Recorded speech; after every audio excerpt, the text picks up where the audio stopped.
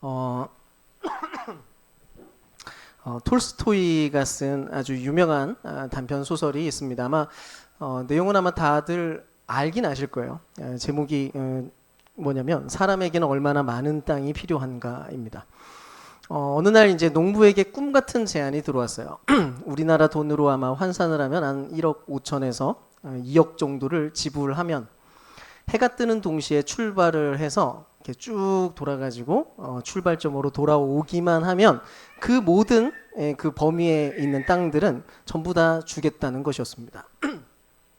리스크는 딱 하나 있었어요. 리스크가 뭐였냐면 해가 지기 전에 출발점까지 못 돌아오게 되면 이제 판돈, 걸어놓은 판돈까지도 빼앗기는 그런 리스크가 어쨌든 있었습니다. 그럼에도 불구하고 이거는 엄청난 기회였죠.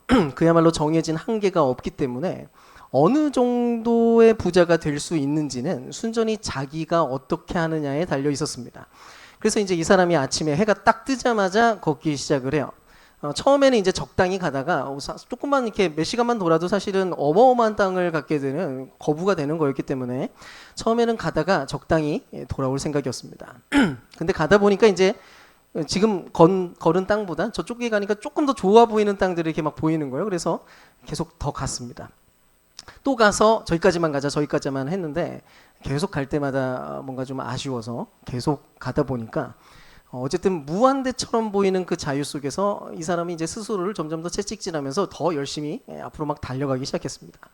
근데 한참 그렇게 가다 보니까 갑자기 해가 뉘엿뉘엿 지는 것처럼 보이는 순간이 딱 찾아왔어요. 생각보다 그리고 그 속도가 빠르다는 것을 문득 깨달았습니다. 그래서 이 사람이 결국 죽을 힘을 다해서 출발점을 향해서 뛰기 시작했어요. 왜냐하면 도착하지 못하면 이제 뭐 다 잃게 되는 거니까요. 어쨌든 그 사람이 이제 열심히 달려서 결국 처음 출발했던 그 장소까지 드디어 도착했습니다. 도착한 순간 된 거죠. 얼마나 거대한 부자가 되었는가. 그는 굉장한 부자가 되는 순간이 바로 그 순간이었어요. 근데 도착하자마자 그는 죽고 맙니다. 그리고 톨스토이가 이제 이 문장으로 이야기를 끝내요. 사람들이 그를 묻었는데 그가 차지한 땅은 결국 머리끝에서 발끝까지 딱 무덤 하나 크기였다라고 하고 끝납니다. 그러니까 알고 보니까 겨우 6피트 정도의 공간이 그가 필요한 땅의 전부였다는 것이었죠. 근데 여러분 우리가 어떻게 보면 우리도 이 농부가 받은 비슷한 제안 위에서 지금도 우리의 인생을 살고 있는 것 같기도 합니다. 현대 자본주의 사회 안에서 중요하게 여기는 자유라고 하는 가치와 능력주의라고 부르는 그 가치가 주장하는 게 사실은 이런 내용이거든요. 어차피 한계는 존재하지 않아. 한계는 없어. 네가 노력한 만큼, 네가 애쓴 만큼, 네가 최선을 다해서 달려간 만큼 결국 바로 그것이 너의 것이 될 거야. 모든 거는 이제부터 너에게 달렸어. 라는 거죠. 얼마나 좋은 말인가요? 또 그만큼 우리가 살고 있는 이 세상은 우리가 인류 역사상 가장 자유로운 시대를 우리는 살아가고 있는 것도 또한 사실이기도 합니다. 생각을 해보세요. 옛날에만 해도 사람들의 인생의 범위는 대체로 딱 정해져 있었어요. 집안이 어떤 곳이냐, 신분이 어떠냐에 따라서 그리고 또 전통이 어떠냐에 따라서 해야 될 일들과 선택해야 될 범위들은 거의 뭐 이렇게 규정되어 있었습니다. 심지어 결혼까지도 누구랑 결혼해야 되는지도 뭐 자기가 선택하기도 어려웠죠. 근데 우리가 살고 있는 세상은 지금 그렇지 않습니다. 직업도 각자 선택을 할 수가 있고 결혼도 할지 말지 내가 자유롭게 선택하기도 하고 직접 누구와 할지 뭐 어쨌든 다 정합니다. 뭐든지 어쨌든 우리는 지금 그래도 내가 선택할 수 있는 자리에 있는 것처럼 보여요. 근데 우리가 살고 있는 이 세상엔 그 정도의 자유가 지금 주어지고 있는데 뭔가 기대했던 것과는 좀 다른 양상의 결과들이 계속해서 발견되기도 하는 것 같습니다. 자유가 커지면 마찬가지로 우리의 삶의 내용 자체도 뭔가 더 자유로워져야 될 것 같은데 막상 별로 그렇게 보이지 않거든요. 오히려 아까 그 농부처럼 무한대 자유를 줬는데 네, 알아서 해라 그랬는데 마치 누군가가 채찍질하는 것처럼 막 계속 달리는 그런 상황이 벌어진다는 겁니다. 실제로 우리나라 그 직장인 3명 중에 2명이 번아웃을 겪고 있다고 하고요.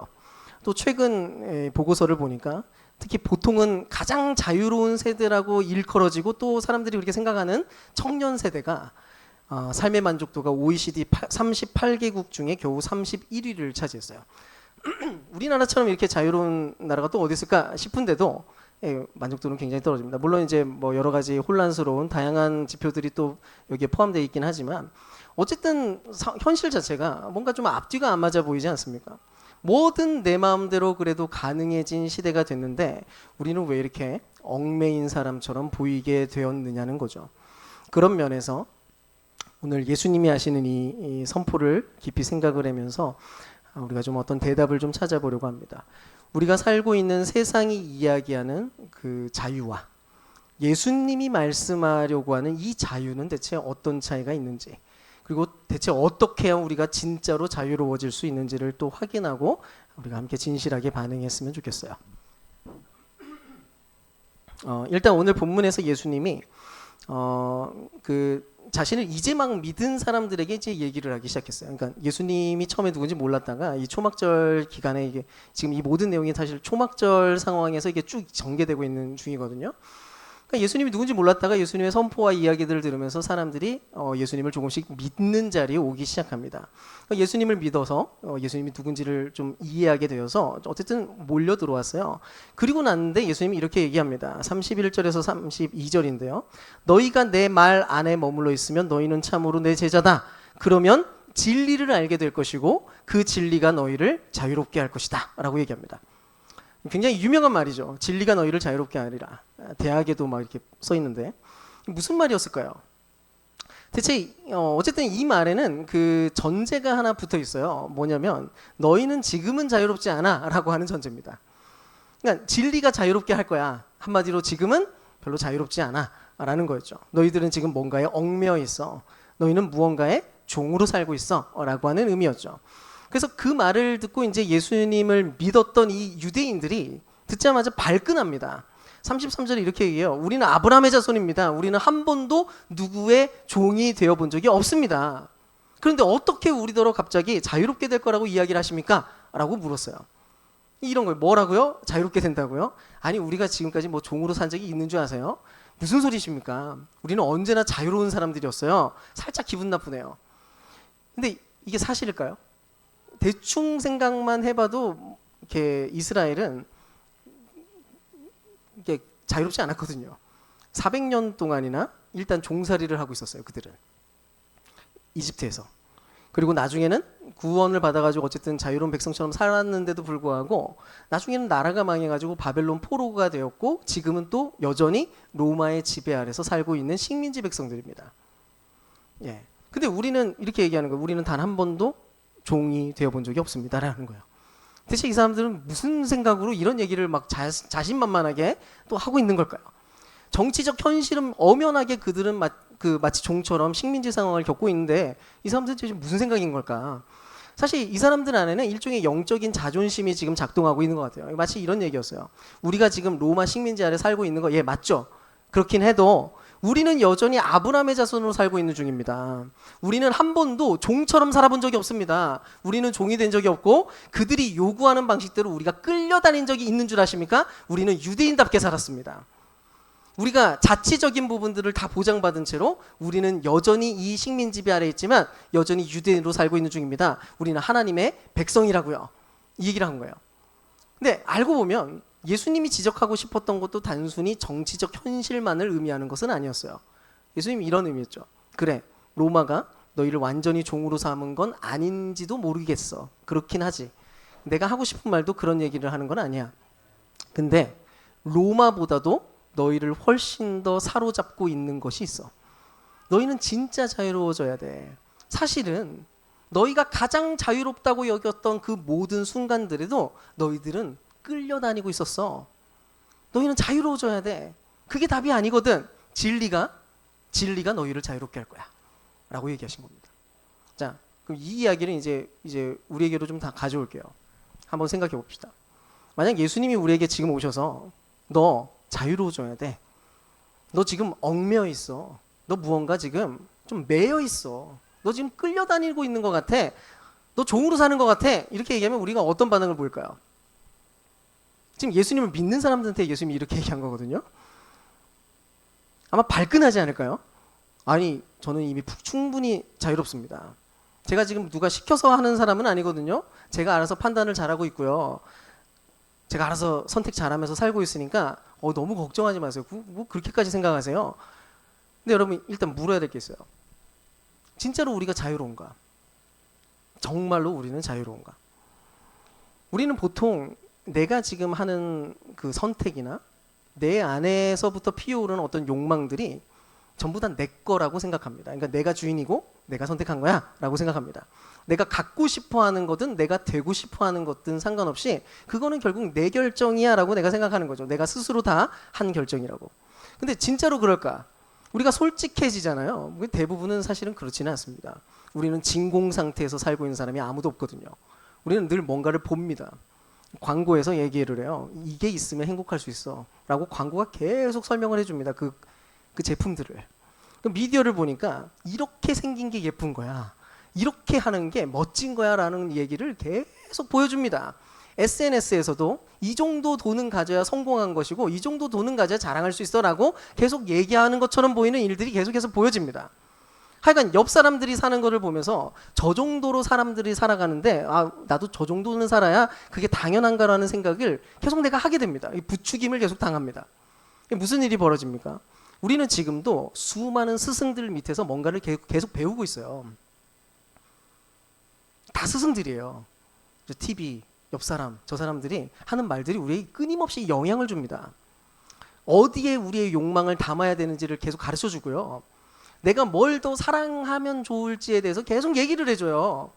계속 등장합니다. 이런 모습들을 막 매력적으로 막 계속해서 보여줘요. 근데 또 이런 생각을 할 수도 있겠죠. 그래요, 뭐 배우게 된 건 맞죠. 배우긴 배웠어요. 근데 그래도 결국 내 선택 아닙니까? 결국 내가 선택한 거예요. 누가 시킨 거 아니고요. 내가 좋아서 하는 건데 뭐 어떡하겠어요. 자유로운 겁니다. 여전히 저는 배우긴 배웠지만 그 배운 것을 나는 자유롭게 선택한 것뿐이에요. 일리가 있죠. 근데 한번 상상을 좀 해봅시다.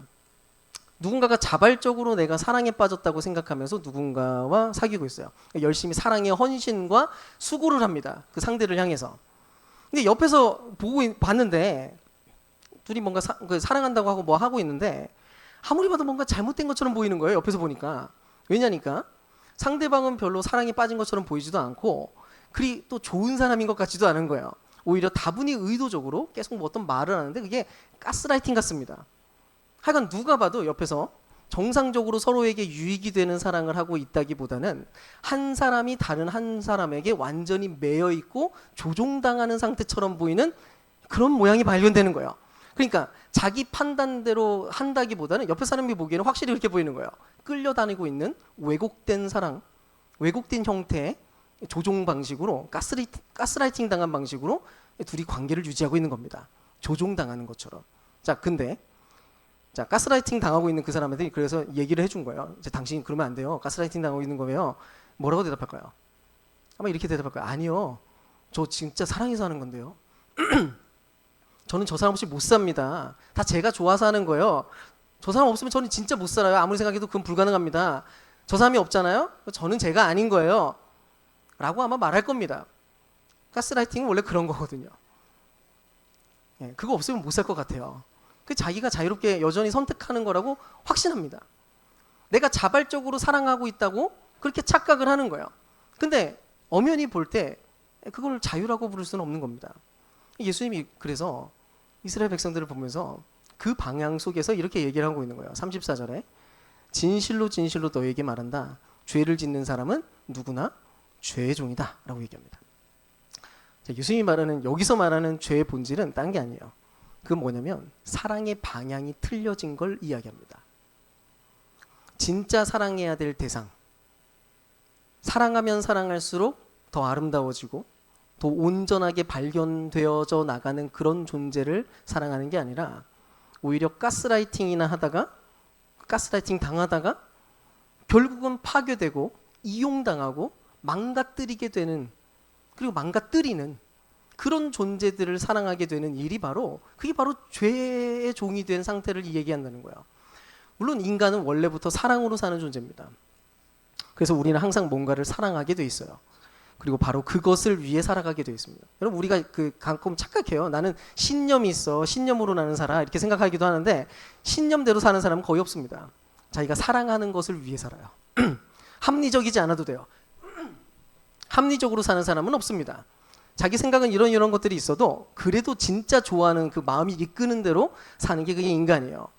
자, 어쨌든 사랑으로 내가 뭔가를 좋아해서 그거에 이끌려가지고 산다는 것은 잘못된 게 아닙니다. 인간은 원래 그래요. 그게 원래 인간의 디자인이니까.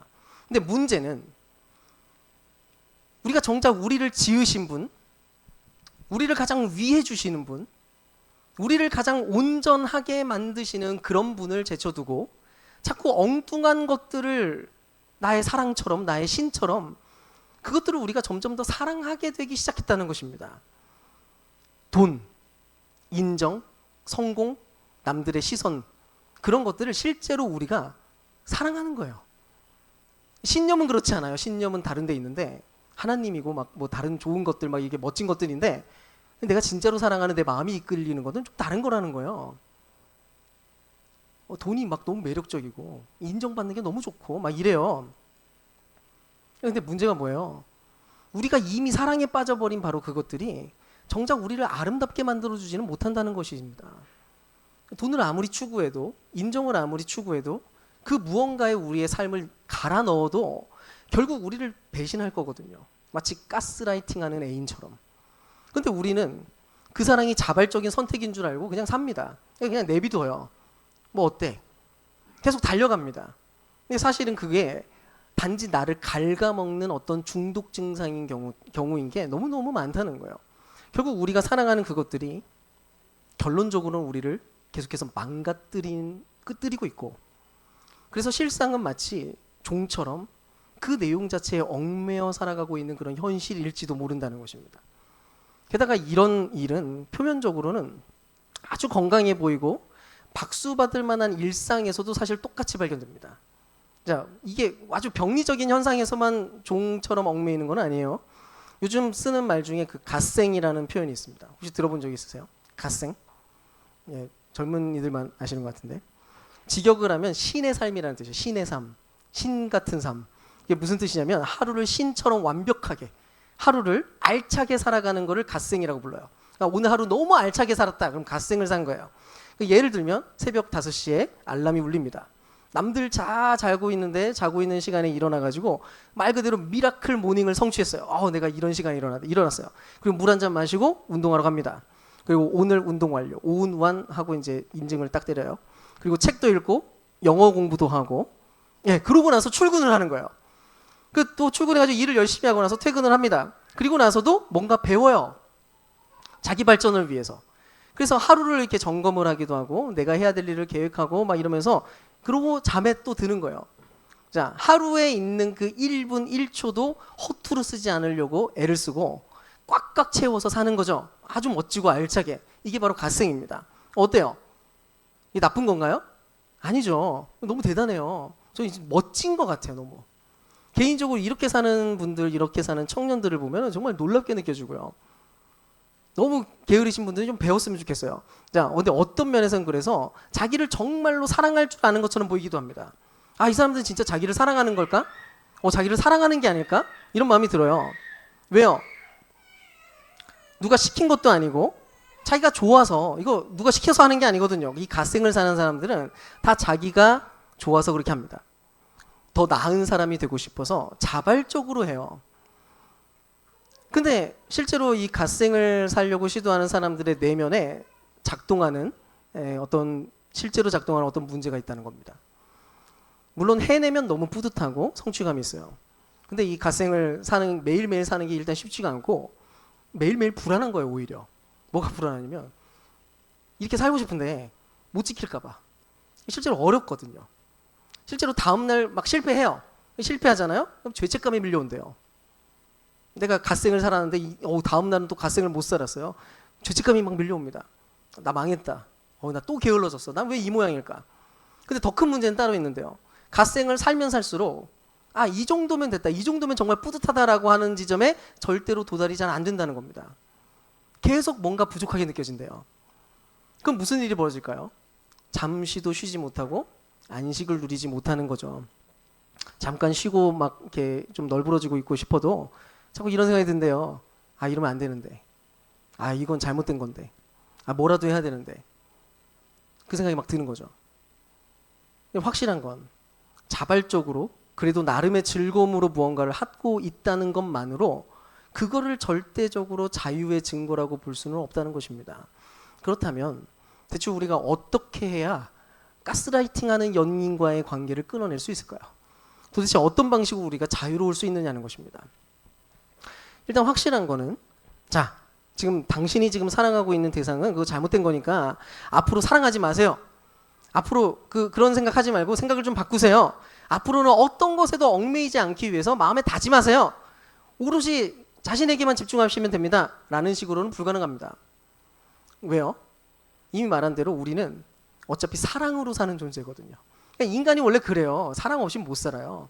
물고기한테 너를 이 답답한 물에서 해방시켜줄게 라고 하면서 꺼내면 그게 정말 자유겠습니까? 죽죠. 결국 물고기의 자유는 물 밖에 있는 게 아니라 물 안에서만 작동하는 그런 자유입니다. 마찬가지입니다. 사람도 똑같아요. 사람은 진공 상태에서 못 살아요. 사랑이 없는 지점에서 못 살아요. 뭔가를 좋아하고 사랑하고 여기에 이끌리지 않은 채로는 못 삽니다.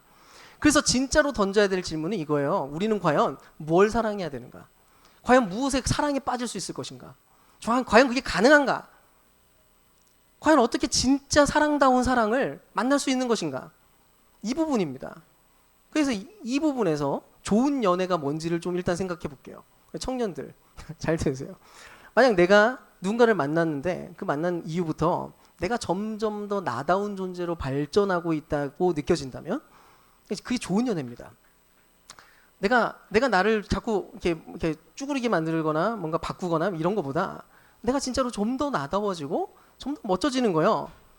더 밝아지고 더 웃게 되고 뭔가 더 너그러워지고 더 좋은 사람이 되고자 하는 열망이 실제로 있고 그 열망 속에서 자기가 성장하고 있다는 것을 스스로 감지하게 되는 거죠. 훨씬 더 매력적인 인간으로 변하는 겁니다. 자, 왜인지 아세요? 그게 사랑의 힘이거든요. 성경이 이야기하는 사랑은 사람을 온전하게 만드는 힘이에요. 그거 없이 인간이 못 살아요. 왜 인간의 디자인이 왜 그렇게 생겨 먹었냐면 사랑으로 인간은 온전하게 되기 때문입니다. 그래서 진짜 사랑을 하잖아요. 아름다워져요. 좋은 사람이 돼요. 매력적이 돼요. 근데 반대로 나쁜 연애는요. 상대방에게 어떻게든 사랑을 얻어보겠다고 자꾸 가면을 쓰게 됩니다. 자, 나쁜 연애의 특징이에요. 가면을 자꾸 써요. 혹은 그러니까 상대를 나에게 맞추기 위해서 자꾸 상대를 조종하거나 간섭을 시도합니다. 계속 간섭을 해요. 통제하거나 조종이 일어나요. 물론 이거는 연애에서만 일어나는 게 아니라 뭐 모든 사랑에서 일어나는 나쁜 사랑의 현상 중에 하나인데, 그래서 자꾸 무슨 일이 벌어냐면 둘이 자꾸 지내다 보면은 자꾸 서로를 눈치 봅니다. 있는 그대로의 내 모습이 되는 게 아니라 자꾸 눈치 보는 행동을 해요. 그러니까 눈치가 자꾸 이렇게 좋아져야 돼. 안 그러면 자꾸 싸우니까. 오히려 자기의 진짜 모습은 점점 더 숨겨나가는 채로 억지로 강제로 만든 모습으로 지내는데 그게 별로 편하지 않고 좋지 않습니다. 조금씩 쪼그라들고 망가지는 걸 경험해요. 그러니까 오래 살면 오래 살수록 내면이 점점 더 쪼그라들어요. 분명 좋아서 만나는 거고 막 안 보면 마음이 힘들기도 하고 연애할 때 그러니까 헤어지기도 막 싫어요. 안 헤어지면 뭔가 그러니까 안 만나면 어색하고 막 그러니까. 근데 정작 만나면 만날수록 연애를 하면 할수록 그 안에서 자신이 점점 죽어가는 겁니다. 부탁드리는데 그 청년들아 좋은 연애를 하세요. 그 좋은 연애가 아니라는 생각이 들면 빨리 관두세요. 결혼하기 전에 해야 돼요. 그 좋은 선택을 하는 겁니다. 잘 분별하고 좋은 사랑을 만들어 가십시오. 근데 하여간 생각을 해볼게요. 우리는 인간이 돈을 사랑하게 될 때 어떻게 되는지를 생각보다 잘 알고 있습니다. 우리 잘 알아요.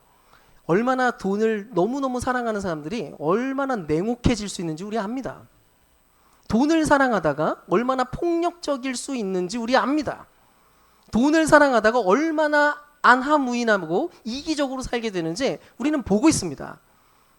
안 멋집니다. 돈을 정말 뜨겁게 사랑할수록 그 사람은 안 멋집니다. 아시잖아요. 또 인정을 사랑하면 반드시 가면을 두껍게 쓸 확률이 높아지고요. 성공을 사랑하면 내 인생을 갈아 넣어서라도 미래의 부유함과 미래의 그 성공을 얻어내기 위해서 애쓸 수밖에 없어요. 그러다 보면 도무지 내가 나다워질 수 없습니다. 자기를 잃어요. 우리 압니다. 수많은 것들 속에서 우리는 그 증거들을 사실 보고 있어요. 이건 기독교에서 얘기하는 것만이 아니라 사실 모든 인문학과 모든 뭐 문학이나 뭐 영화나 드라마에서도 계속 발견하는 것들입니다. 가만히 생각해 보면요. 이 세상에서 우리에게 사랑받는 것들이 너무나 많은 것들이 사실은 나쁜 연애 상대인 경우가 많아요. 우리는 그걸 너무 사랑하는 것들이 많은데 알고 보면 나쁜 연애 상대인 거예요. 근데 만약에 내가 사랑하면 사랑할수록 내가 망가지는 게 아니라 점점 더 나다워지고 사랑하면 사랑할수록 내가 더 아름다워지고 더 매력적일 수 있다면, 그런 대상이 있다면 어떨까요? 바로 그 지점이 우리가 대시해야 될 그 방향 아닌가요? C.S. 루이스가 쓴 소설 중에 우리가 얼굴을 가질 때까지라는 작품이 있습니다. 어떤 여왕이 있었는데 그 여왕이 어릴 때부터 계속 무슨 소리를 들어요. 뭐냐면 넌 너무 못생겼어. 넌 진짜 못생겼다. 이 얘기를 계속 들었어요. 어릴 때. 그래가지고 이 여왕이 아주 어릴 때부터 천으로 얼굴을 이렇게 가렸어요. 살짝 비춰가지고 이렇게 보일 정도로만 천으로 얼굴 가리고 어느 누구도 자기 얼굴을 보지도 못하게 하고 심지어 자기 자신도 거울을 한 번도 보지 않습니다. 그런 채로 평생을 살아요. 그러다가 결국 무슨 일이 벌어지냐면 그 베일 속에 있었던 자신의 진짜 얼굴을 아무도 모르는 일이 벌어집니다. 자기도 모르고 남도 몰라요. 그래서 이 여왕의 얼굴은 그냥 그 천이 돼버렸어요. 그러다가 죽음을 이제 앞에 두고 신 앞에 서게 되는데 거기서 이런 질문이 던져집니다. 우리가 진짜 얼굴을 갖기 전에야 신이 어떻게 우리와 얼굴을 마주할 수 있겠는가? 우리가 진짜 얼굴을 갖기 전에 어떻게 우리가 신과 얼굴을 마주할 수 있을 것인가? 근데 여러분, 복음은 이렇게 얘기합니다. 하나님께서는 이미 베일 뒤에 있는 우리의 진짜 얼굴을 바라보셨고 그 진짜 모습을 보고서도 우리를 사랑했다고 말이죠. 로마서 5장 8절 말씀 한번 같이 읽어보겠습니다. 같이 읽겠습니다. 시작. 하나님께서 우리를 향한 자기의 사랑을 확증하셨습니다.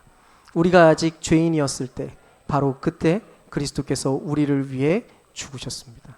아멘.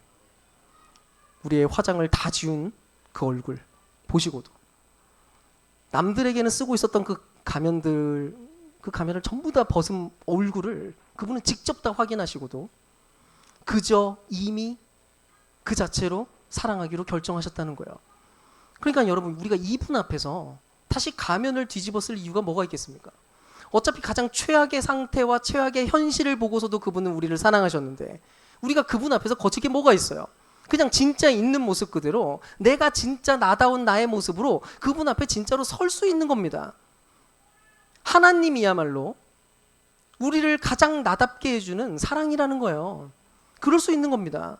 무엇보다도 이분은 나를 지으신 분입니다. 그분은 아십니다. 뭘요? 내가 무엇을 위해 지음받았고 존재하고 있는지, 내가 어떻게 살 때 내 인생이 가장 빛날 수 있는지 그분이 가장 잘 알고 계십니다. 우리가 그분의 사랑 안에 있을 때 우리는 비로소 내가 진짜 나다워지기 시작합니다. 그동안 내가 나라고 생각했었던 모든 모양들은 사실은 얽매여서 끌려다니고 있는 모습이었을지 모릅니다. 근데 그분 안에 있을 때 그 모든 것들이 벗겨져 있는 진짜 내 모습을 내가 발견하기 시작하는 거예요. 다른 것을 사랑하면 사랑할수록 우리는 자꾸 가면을 뒤집어 쓸 수밖에 없습니다. 어쩔 수 없어요. 근데 하나님을 사랑하면 할수록, 그분 앞에 서면 설수록 우리는 점점 더 왜곡되었던, 나를 이끌고 있었던 그 가면들과 얽매인 짐들을 하나하나 벗어 던질 수 있는 거예요. 진짜 내 얼굴로 살아도 괜찮다는 걸 알게 되는 거예요. 그 좋은 거예요. 그게 가능해진다는 겁니다. 바로 이게 예수님이 이야기하시는 바로 그 자유예요. 진리가 너희를 자유롭게 할 것이다. 그 진리가, 그 사랑이 너희를 자유롭게 할 것이다. 무엇보다도 여러분, 우리가 이 방식을 따른다면, 우리가 그분을 따르는 일이 결국 괴로운 의무일 수 없습니다. 어떤 사람이 루이스에게 하나님을 사랑하면서 따라간다는 게 너무 힘든 거 아닙니까? 하나님은 이런 분이고 저런 분이라고 막 얘기하셨잖아요. 그러면 우리가 그분을 따라간다는 거 너무 힘드네요. 어떻게 그럴 수 있나요? 너무 힘들지 않습니까? 이게 물어봤어요. 그랬더니 루이스가 대답했습니다. 사랑하는 사람들에게는 모든 게 쉬워져요 라고 얘기했어요. 누군가를 진짜로 사랑하면 그 사람을 기쁘게 하는 수고들은 그냥 수고로 안 느껴집니다. 그냥 합니다. 밥 차려주고, 그 사람을 위해 시간을 내어주고, 내 마음의 감정들을 거기에 쏟아주기도 하고, 별걸 다 합니다. 왜요? 사랑하니까요. 시키지 않아도 알아서 하게 되는 거죠. 사랑에 빠지면 원래 그런 겁니다. 얽매인 게 아니라 얽매였다고 생각하는 게 아니라 그게 그냥 그 자체로 행복인 거죠. 여러분, 우리가 기독교에 대해서 자꾸 오해하고 있는 게 있는데, 예수님을 따라 살아간다는 게 마치 내 욕망을 하나하나 다 버리고 아무것도 그러면 내 선택은 없고 아무것도 누리지 못한 채로 막 재미없게 살아가야 되는 거 아닌가, 뭐 이런 생각을 하세요. 그렇지 않습니다. 완전히 오해하신 겁니다. 우리는 여전히 인간입니다. 인간에게 욕구가 있고 무언가를 선택하고 그걸 즐길 수 있다는 것은 하나님이 주신 인간의 성품이고 인간에게 주신 내면의 그 오리지널 디자인이에요. 당연한 거예요. 없애야 될 게 아닙니다. 생각을 해보세요. 우리가 나다워진다는 것은 내 안의 욕구를 다 잘라내는 게 아니에요. 오히려 그 반대입니다. 문제는 뭐냐면 내 안에 욕구가 있어서가 문제가 아니라 욕구가 엉뚱한 방향으로 부풀어 올라서 그 욕구가 나를 집어삼키고 있다는 게 문제일 뿐이에요.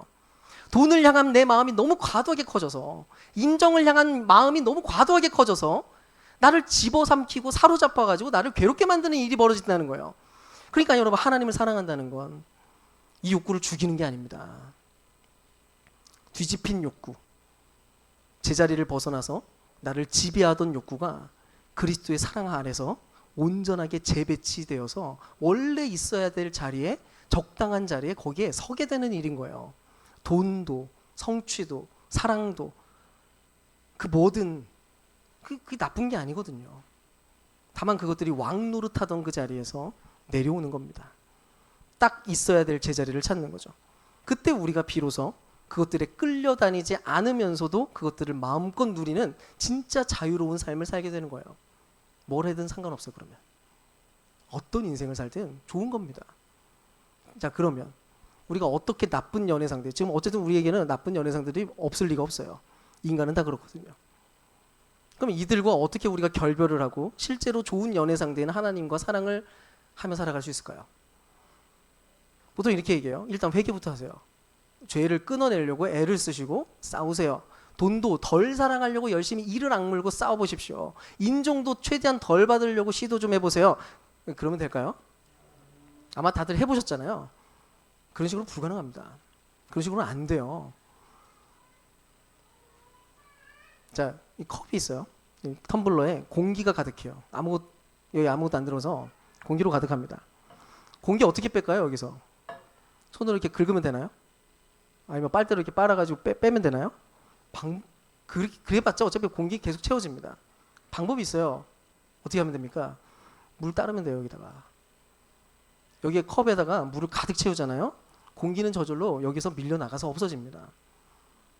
그래서 우리가 해야 될 것도 공기랑 싸우는 게 아니에요. 자꾸 공기랑 싸우려다가 자꾸 실패해요. 그거 아닙니다. 그냥 단순해요. 그냥 물을 채우시는 거예요. 이 나쁜 거 어떻게 끊지? 나 이거 너무 싫은데 이거 좀 끊어야 되는데 이 죄를 어떻게 끊지? 이 잘못된 것에서 내가 어떻게 결별하지? 그거 생각하지 마시고 어떻게 더 좋은 사랑을 내 안에 채울 것인가, 이거를 고민하세요. 그러면서 우리가 이제 적극적으로 정말 그러한가를 생각하면서 여러분 진리의 임상 실험을 여러분 삶에 좀 실험하십시오. 정말로 하나님의 사랑의 물을 여러분 안에 채워보라는 거예요. 하나님과의 사랑이 깊어져 가면 깊어져 갈수록 이 모호하고 추상적이라고 생각하는 이 개념이 여러분 삶의 자리에서 진짜로 하나님의 사랑이 채워지는 것이 과연 무엇인지 한번 경험해 보시라는 겁니다. 그것이 어떻게 우리의 나쁜 연애상들을 실제로 밀어내는지도 여러분 보십시오. 그래서 일단 첫 번째는 자꾸 사랑을 받으셔야 돼요. 그분 앞에 서세요. 자꾸 컵에다가 물 붓는 시도를 하셔야 됩니다. 우리 교회에서 계속 강조하는 게 있잖아요. 그 10. 하루에 3번 계속 하나님 만나라고. 이 인격적 만남을, 그분과의 관계를 시도하는 거는 여러분, 이거는 아무리 강조해도 지나치잖아요. 몇 번을 반복해도 이거는 잘못된 게 아니에요. 그분과의 사랑의 시간들을 우리가 갖지 않는 한 여러분 아무 일도 일어나지 않습니다. 그 중에서 적어도 아침에, 여러분 이번 주 그래도 한번 미션을 드릴게요. 아침에 일어나자마자 이렇게 하세요. 세상이 나를 평가하기 전에 하나님이 주시는 말씀을 꽉 붙잡고 여러분 마음 안에 하나님과 소통하십시오. 오늘 내가 뭔가를 해내든 못 해내든, 욕을 먹든 칭찬을 받든 나는 이미 당신께 사랑받았습니다 라고 고백하십시오. 아까 로마서 5장 8절 있었잖아요. 우리가 아직 죄인 되었을 때 그분이 우리 사랑하셨어요. 내가 사랑받는다는 것은 내가 증명해야 된다는 것이 아니라 이미 정해진 사실입니다. 나는 증명할 필요가 없는 존재입니다. 난 당신께 사랑받는 존재입니다. 라고 고백하세요. 이렇게 우리 풍삼께서 외치는 게 있잖아요. 하나님께서 그리스도 안에서 나를 용납하셨습니다. 나는 그리스도 안에서 이미 특별한 존재가 되었습니다. 라고 선포하십시오. 그리고 수시로 성경 어플 켜시고 우리 교회에 지금 있는 그 렉시오 TV나 켜시고 말씀 앞에서 그분이 진짜로 나에게 말씀을 주시고 이야기하신다고 생각하고 뭔가를 깨달으려고 하지 마시고 그냥 그 자리에 머물러 계세요. 지식을 쌓으려고 하지도 마시고 뭔가 대단한 깨달음과 감동을 얻으려고 하지도 마세요. 그냥 그분과 함께 있는 것 자체가 너무 소중한 거예요. 담백하게 나에게 해주시는 그 말들을 있는 그대로 아멘으로 받는 이 일들을 해보는 거예요. 머무는 거예요. 그냥 되게 별거 아닌 것처럼 느껴집니다. 실제로 해보시면. 근데 별거 아닌 게 아닙니다. 전혀 그렇지 않아요. 놀라운 일이 벌어집니다. 우리는 믿거든요. 바로 그 말씀 안에서 성령님께서 역사하신다는 것을. 그분의 물이 우리 안에 있는 성령을 통해서 물이 이렇게 채워져 올라와요. 하나님의 그 내어주시는 그 사랑의 능력과 사랑의 힘이 우리를 온전하게 만든다는 것을 내가 알기 시작합니다. 여러분 이거 경험해봐야 알아요. 제가 말하잖아요. 기독교 신앙은 지식으로 아는 거 아무것도 별로 그렇게 크게 대단한 거 아닙니다. 움직이지 않으면. 직접 경험하세요. 해보세요. 그 더 좋고 더 온전한 것을 받다 보면 맛보다 보면 그토록 좋아하고 그래서 내가 도무지 끊을 수 없었던 그 무언가들에 갑자기 흥미를 느끼지 못하는 일이 실제로 벌어집니다. 아마 아시는 분은 다 아실 거예요. 문득 세상의 쾌락들, 내가 그동안 너무너무 사랑하고 좋아했었던 그것들이 갑자기 시들하게 느껴져요. 예전에는 내가 어떻게든 내 인생을 증명해야 된다고 생각해서 달리던 그런 삶의 마음에 어떤 작동하는 그런 내용들이 갑자기 문득 사그라들기 시작합니다. 이상하게 평안해지고 갑자기 괜찮고 그냥 원래 화가 나야 되는데 화가 안 나고 막 이런 일이 벌어지는 거죠. 왜요? 물이 차오르면 자연스럽게 공기는 밀려나니까요.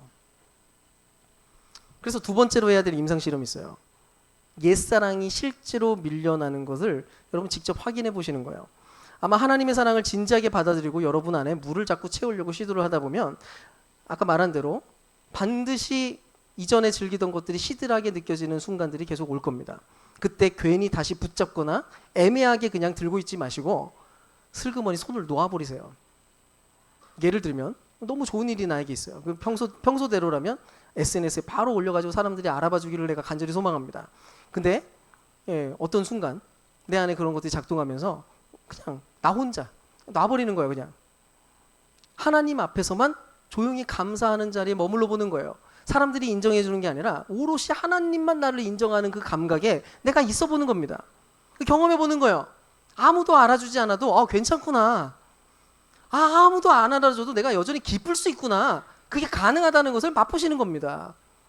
평소에 원하는 걸 내가 못 얻어도 괴롭지 않다는 것을 느껴보는 겁니다.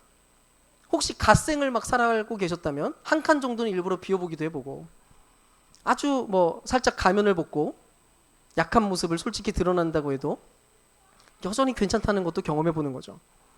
그 밖에 담배든 술이든 무엇이든 간에 게임이든 중독적인 것과 관계를 맺고 있는 상황이 있다면 어쨌든 하나님의 사랑을 채워놓다가 그게 시들해지는 순간 손을 좀 놔보시는 겁니다. 물론 어떤 거는 전문적인 도움이 필요한 것도 있어요. 근데 그래도 하나님의 사랑을 채우기 전에는 굉장히 어려웠던 것들이 문득 쉬워지는 것을 여러분이 직접 삶으로 경험하십시오. 실제로 존 뉴턴이라는 사람이 있는데요. 노예를 사고 팔던 노예선 선장이었어요. 워낙 돈을 사랑해서 돈을 너무 좋아해서 사람을 거의 짐짝 취급하면서 마음껏 갖다 팔았던 사람입니다. 근데 그런 그가 하나님의 은혜를 입어요. 그리고 하나님을 사랑하게 되고 하나님께 돌아서는 회심을 합니다. 하나님과 인격적 교제를 막 나누기 시작해요. 물론 한순간에 변하지는 않았어요. 인격적 교제를 나누는 순간에도 그리고 그렇게 살아가는 굉장히 긴 세월 동안 그는 여전히 노예선 선장으로 살아갑니다. 근데 그렇게 살아가는 동안 계속 하나님과 인격적 교제를 누리면서 하나님의 사랑이 그 안에 들어오기 시작하고 그의 삶이 조금씩 변하기 시작해요. 결국 사람들을 짐짝 취급하던 그 사람이 점점 더 그 노예들을 원래 짐으로 생각하고 막대했는데 점점 좋게 대해주기 시작해요. 사람으로. 그러다가 결국 노예무역이라고 하는 자신의 생업을 완전히 포기하는 결정을 내렸을 뿐만 아니라 더 나아가서는 노예제 폐지 운동에도 앞장서는 사람이 됩니다. 그가 평생토록 사랑했던 그 돈을 너무 사랑했는데 근데 더 큰 사랑이 채워지고 나니까 그것들이 조금씩 밀려나 버린 거예요. 누가 시켜서요? 아니에요. 단순하게 그가 받은 그 사랑과 은혜가 그 안에 가득 채워지고 그게 너무 커져 버리니까 자연스럽게 일어난 현상이었어요. 결국 그가 지었던 찬송가가 바로 어메이징 그레이스예요. 사랑하는 여러분, 이제 말씀을 마치려고 합니다. 오늘 예수님 우리에게 진리가 너희를 자유롭게 하리라 라고 말씀하셨는데요. 우리가 알게 된 거는 진리가 다른 어떤 지식에 대한 게 아니라 사실은 우리가 가장 못난 모습일 때도 우리를 먼저 사랑하신 바로 그분 예수님에 대한 이야기라는 것을 보았어요. 그 진리는 결국 예수의 사랑 안에 있습니다. 결국 그 사랑이 진리였고 그 사랑에 머무는 것이 우리를 마침내 진정 자유롭게 우리를 가장 우리답게 우리를 가장 멋지게 살게 만든다는 거죠. 그래서 이 진리 앞에서 여러분께 권면드립니다. 부디 날마다 하나님의 사랑을 누리는 자리에 여러분 머무르시고 날마다 그 물을 채워 넣으셔서 그렇게 나쁜 연애의 상대와 결별을 하시고 결별하는 그 자유를 누리시고 진정 우리다운 모습으로 살아가는 그 자유를 또한 누리게 되는 그런 저와 여러분 될 수 있기를 주님의 이름으로 축원드립니다.